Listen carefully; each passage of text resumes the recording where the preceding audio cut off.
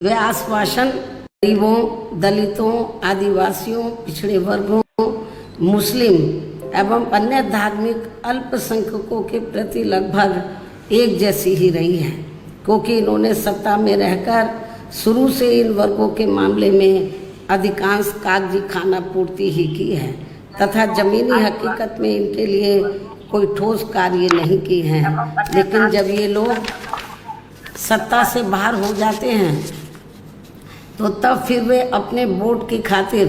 इनके हितों में काफ़ी लंबी चौड़ी बातें करते हैं। जैसे कांग्रेस पार्टी का गरीबी हटाओ का व बीजेपी का हर गरीब के खाते में 20 लाख रुपए पहुंचाने को लेकर कही गई ये बातें सत्ता में आने के बाद केवल हवाई व खोखली ही साबित होकर रह गई हैं, जिसकी खास वजह से ही बीएसपी ने सत्ताधारी गठबंधन व विपक्षी गठबंधन से ज़्यादातर अपनी दूरी ही बना के रखी है। ऐसी स्थिति में अब इन वर्गों के लोगों को यानी कि कमज़ोर वर्गों के लोगों को आपसी भाईचारे के आधार पर वे अपना अकेले ही मजबूत गठबंधन बना के या हर मामले में अपनी एकमात्र हितैषी रही पार्टी बीएसपी को ही मजबूती देनी है तथा जिससे फिर यहाँ कोई भी गठबंधन केंद्र व राज्यों की भी सत्ता में पूरी मजबूती के साथ आसीन ना हो सके तथा इसके स्थान पर फिर इनकी मजबूत नहीं बल्कि मजबूर सरकार ही बनेगी। हमारी पार्टी का ये पूरा प्रयास होना चाहिए ताकि बीएसपी के सत्ता में ना आने की स्थिति में भी इन कमज़ोर वर्गों का यानी कि दबे कुचले लोगों का ये लोग ज़्यादा शोषण ना कर सके।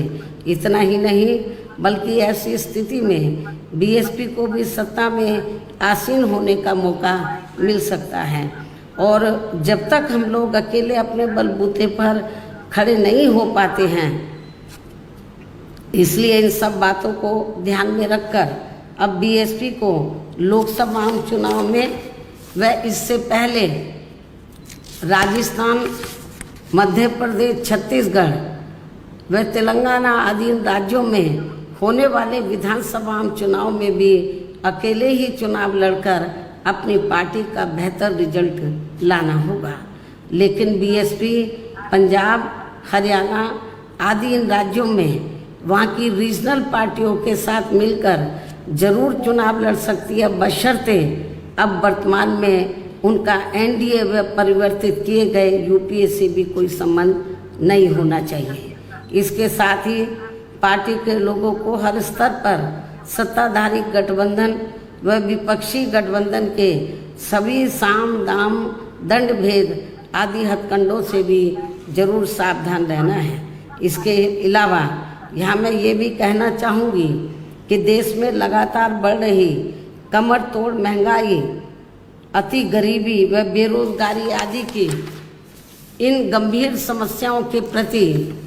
केंद्र के उत्तरदायित्व को लेकर कल से शुरू हो रहे संसद के मानसून सत्र में जवाबदेही का लोगों को काफ़ी बेसब्री से इंतजार है।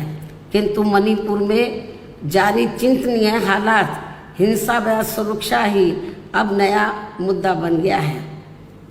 किंतु इन समस्याओं के प्रति भाजपा का रवैया अब तक व्यापक जनहित का कम तथा अपने राजनीतिक स्वार्थ का ज़्यादा देखने को मिल रहा है,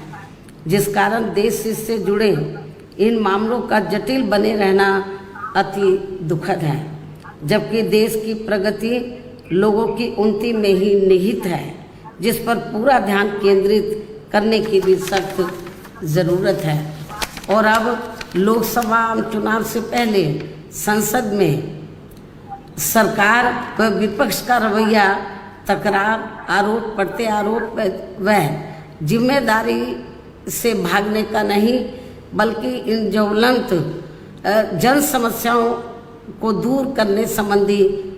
समाधान का होना चाहिए, क्योंकि इस समय समस्त गरीब एवं मेहनत कर जनता का जीवन काफ़ी दुखी व त्रस्त है। जिनकी सही से चिंता करना सभी का दायित्व भी बनता है। अंत में अब मैं अपनी बात यहीं समाप्त करती हूँ। धन्यवाद। जय भीम व जय भारत। मीडिया बंधुओं, जैसा कि ये विदित है कि देश में लोकसभा चुनाव होने का समय अब बहुत नज़दीक आ गया है, जिसके चलते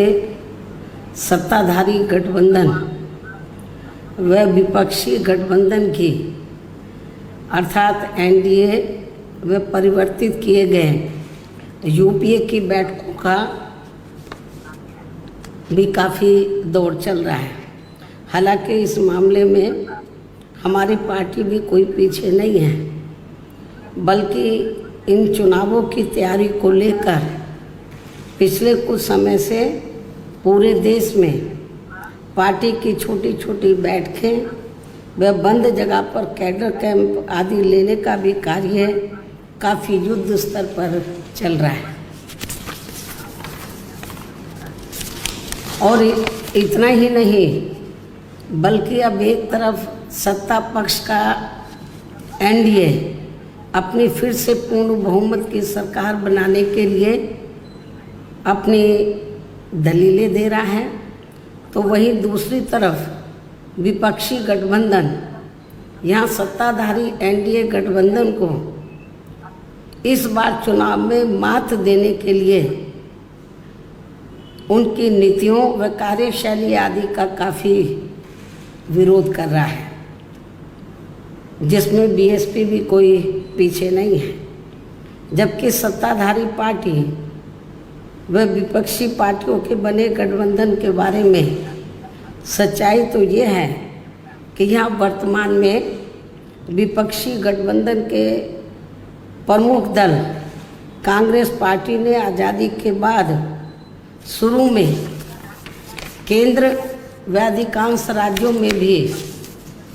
अपने लंबे अरसे तक रहे शासनकाल के दौरान अपनी हीन व जातिवादी एवं पूंजीवादी मानसिकता को त्याग कर यदि देश व आम जनहित में तथा कमज़ोर वर्गों के हितों में भी पूरी ईमानदारी से कार्य किया होता और विशेषकर कमज़ोर वर्गों के हित व कल्याण के मामले में परम पूज्य बाबा साहब डॉक्टर भीमराव अंबेडकर की सलाह को भी मान लिया होता, तो फिर ना तो बाबा साहब को अपने कानूनी मंत्री पद से उस समय इस्तीफा देना पड़ता तथा ना ही आगे चलकर कांग्रेस पार्टी को केंद्र व अधिकांश राज्यों की भी सत्ता से बाहर होना पड़ता तथा ना ही फिर कमज़ोर वर्गों के लोगों को मजबूरी में बीएसपी के नाम पर अपनी अलग से राजनीतिक पार्टी बनाने की ज़रूरत पड़ती। को भी मान लिया होगा। और अब ये कांग्रेस पार्टी बाबा साहब को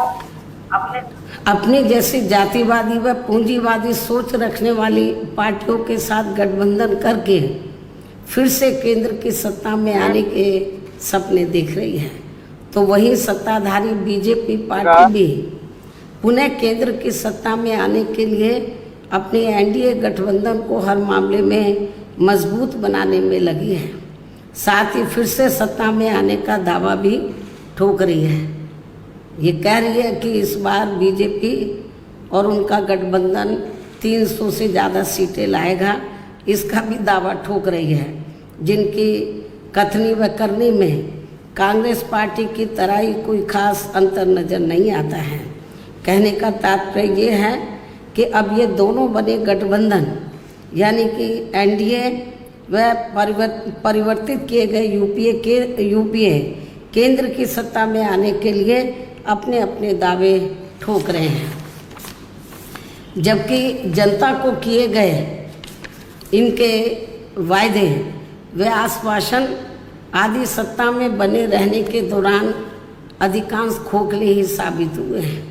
वैसे भी कांग्रेस व बीजेपी एंड कंपनी के बने गठबंधन की अब तक रही सरकार की कार्यशैली यही बताती है कि इनकी नीति, नियत व सोच सर्व समाज में से विशेषकर गरीबों, दलितों, आदिवासियों, पिछड़े वर्गों, मुस्लिम एवं अन्य धार्मिक अल्पसंख्यकों के प्रति लगभग एक जैसी ही रही है, क्योंकि इन्होंने सत्ता में रहकर शुरू से इन वर्गों के मामले में अधिकांश कागजी खाना पूर्ति ही की है तथा जमीनी हकीकत में इनके लिए कोई ठोस कार्य नहीं किए हैं। लेकिन जब ये लोग सत्ता से बाहर हो जाते हैं तो तब फिर वे अपने वोट की खातिर